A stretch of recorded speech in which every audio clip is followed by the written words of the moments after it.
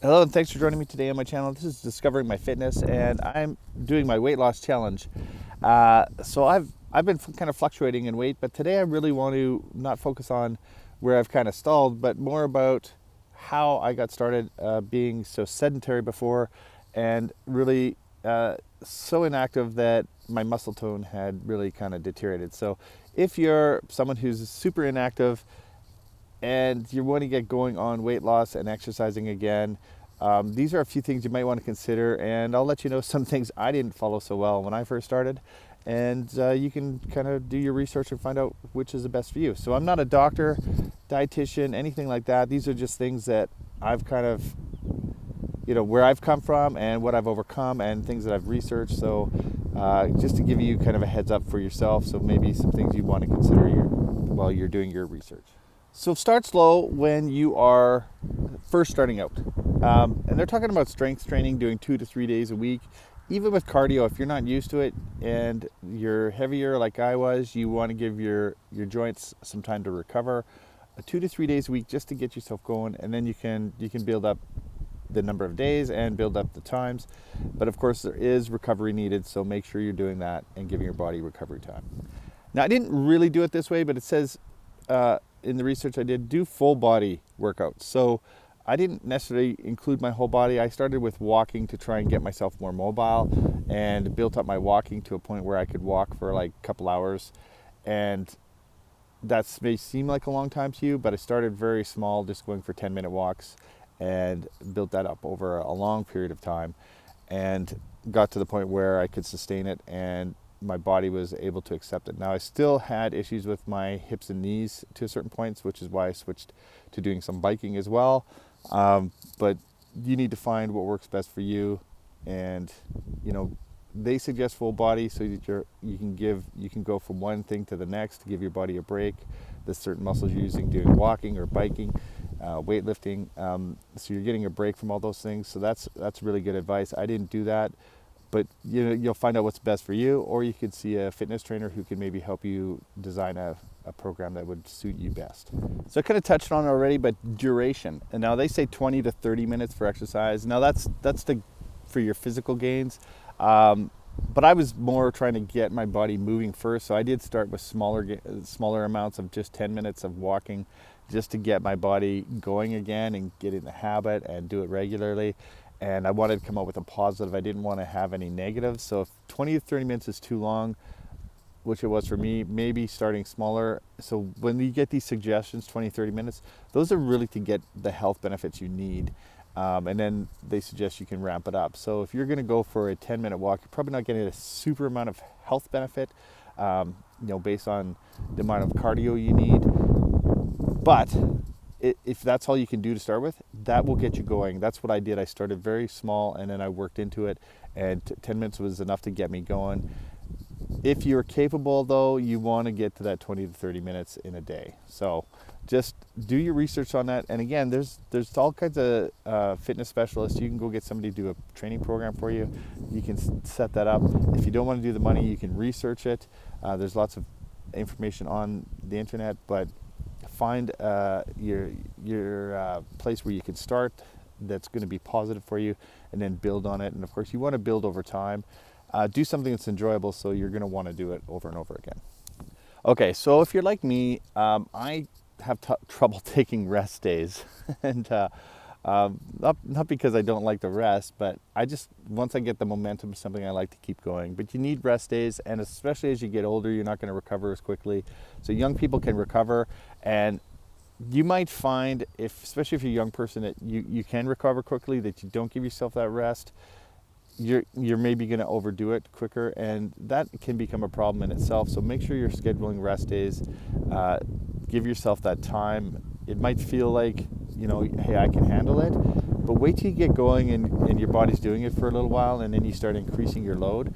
What you want your body to do is kind of build up over time, and if you're trying to do everything at once, you're going to probably find that that's a little bit too much in the long run, and you're going to break down more than you're actually building.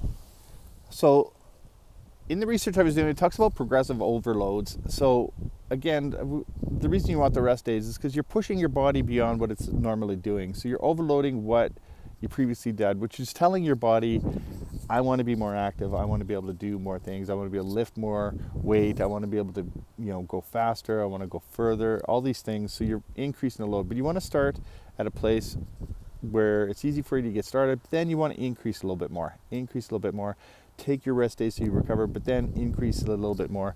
And if you find you get to a point where you feel like you're fatigued or your body's not handling, you maybe need to cut back again. So it's not just overload, it's overload, and then reevaluate, see how you're doing.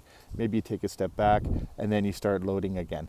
Your body's going to adapt to those overloads if it is energized and feeling strong, because you're taking your rest days, you're getting your proper rest, you're getting proper nutrition. All these things are factors, but the overloading part is what's going to keep building you up to be able to do more and more. And you want to, if you don't understand how that works, you definitely want to look into it more. I'll try and do another video on it, because overloading is, I think, definitely important for progression.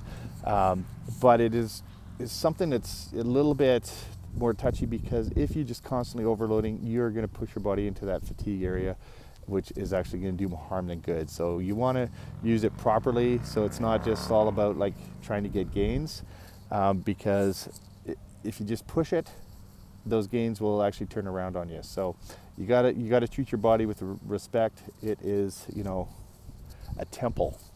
A little corny, but it's true. Okay, so I am terrible at this, and I feel like I should be giving myself this little tidbit, but I want to share with you. Warm-ups and cool-downs are super important. So what I do, because I'm really tight-muscled, and I'm terrible at doing warm-ups, is I'll just start slow, and then I'll build into it. But I find, because I don't do proper warm-ups, I get super tight from walking, and then it affects my back. Like my hamstrings tighten up, and just my whole hips and everything goes right into my back, and it's terrible. So when I do a proper warm up, I'm less stiff. It doesn't mean it doesn't happen, but I'm better off. So I can vouch for that part. And then when you're done, your muscles are warm. That's a really good time to stretch and cool down. Do a proper cool down. So you want to do stuff like that. Now, if you're doing activities like where you might be playing something like tennis, where you're going back and forth, you want to make sure you're not going to sprain an ankle, do something with your knees, and you want to do those proper warm-ups and cool-downs to make sure you don't have injuries. Okay, so this is something I was terrible at before, but I'm trying to become more aware. Listen to your body. So for instance, when I've kind of slowed down things a little bit with my walking, because my hips and knees were really kind of screaming out, going, you're walking a lot. So I switched to biking. I have less problems with my hips and knees.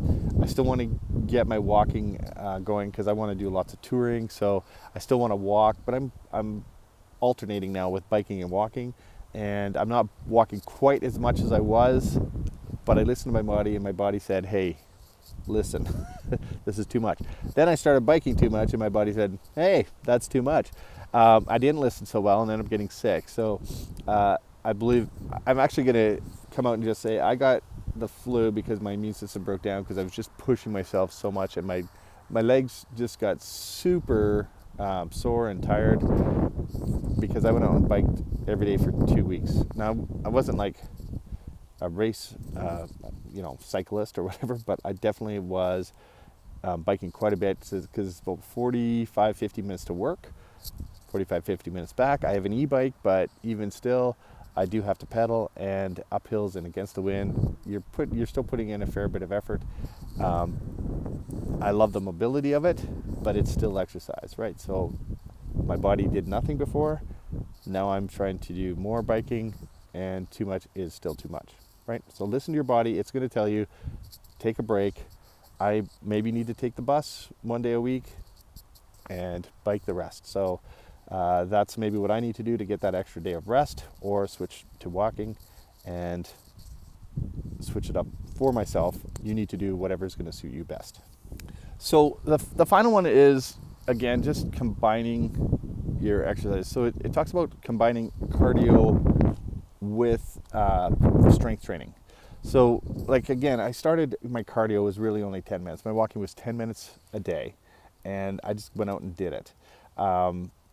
and then I started enjoying it, and I went out when it was sunny, and I went out in the morning. It was less windy, so I got that going. But now I'm finding out the longer times and distances are an issue, so I'm combining it. And then I'm also finding by combining it, I'm using different muscles, which I knew, right? We all know that. You use different muscles to walk than you do to bike. We all know that.